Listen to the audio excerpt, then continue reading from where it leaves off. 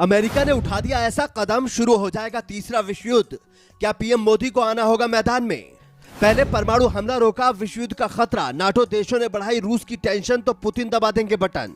Ukraine के बाद अब इस देश में फौज भेजेगा रूस। अमेरिका की वजह से एक और छोटे देश पर संकट, भारत से उम्मीद। रूस और यूक्रेन युद्ध के बीच अमेरिका ने एक ऐसा कदम उठाया है जिसने पूरी दुनिया को तीसरे विश्व युद्ध के मुहाने पर लाकर खड़ा कर दिया है। यूक्रेन के युद्ध से किसी तरह दुनिया अब तक बची है। भारत ने इसमें एक न्यूट्रल रास्ता अपनाया है।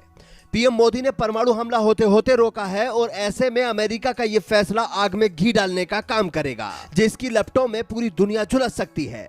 जिस वजह से रूस ने यूक्रेन पर हमला किया, उसी आग में फिनलैंड ने भी हाथ डाल दिया है और उसके पीछे खड़े हैं अमेरिका और नाटो देश। दरअसल यूक्रेन लंबे समय से नाटो की सदस्यता मांग रहा था। यूरोप उसे नाटो में शामिल करने ही वाला था कि रूस ने धावा बोल दिया, क्योंकि रूस अपनी सीमा के पास नाटो की मौजूदगी नहीं चाहता था।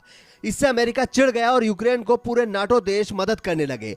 अब रूस के एक और पड़ोसी देश पर अमेरिका ने नजर डाली और उसे नाटो की सदस्यता दिलवा दी। इस देश की करीब 1300 किलोमीटर की सीमा रूस से लगती है, जिसका नाम है फिनलैंड, जो दुनिया का सबसे खुश देश माना जाता है। इसका अंजाम आप पुतिन के एक बयान से सोच सकते हैं, जो उन्होंने 2016 की फरवरी में दिया था। उन्होंने कहा था कि अभी हम बॉर्डर के उस तरफ देखते हैं तो फिनलैंड दिखता है, लेकिन अगर फिनलैंड नाटो में शामिल होता है तो हम उसे दुश्मन की तरह देखेंगे। और अब फिनलैंड नाटो का सदस्य बन गया है, तो क्या तीसरे विश्व युद्ध की तरफ यह बड़ा कदम है?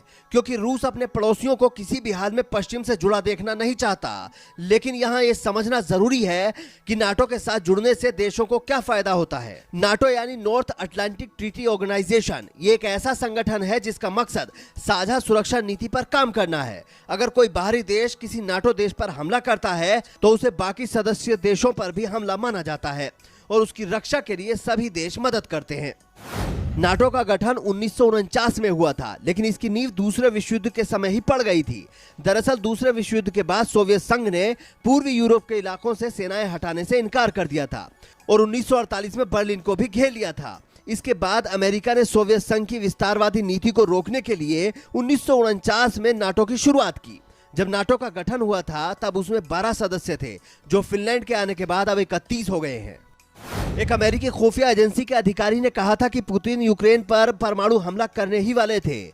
उस वक्त भारत के प्रधानमंत्री नरेंद्र मोदी ने उन्हें ऐसा करने से रोका था। तो क्या एक बार फिर नरेंद्र मोदी को भूमिका निभानी होगी? क्योंकि अगर फिनलैंड पर रूस ने हमला किया तो नाटो के सारे सदस्य देश रूस के खिलाफ खड़े हो जाएंगे। जो अभी सिर्फ आर्थिक रोक लगा रहे हैं, वो सेना का भी इस्तेमाल करेंगे। ऐसे में अगर चीन भी रूस की तरफ से आ गया तो तीसरे विश्व युद्ध को कोई नहीं रोक सकता। और तब भारत की तरफ पूरी दुनिया देख रही होगी कि प्रधानमंत्री नरेंद्र मोदी किसकी तरफ जाते हैं और क्या कदम उठाते हैं। Bureau report, news flash.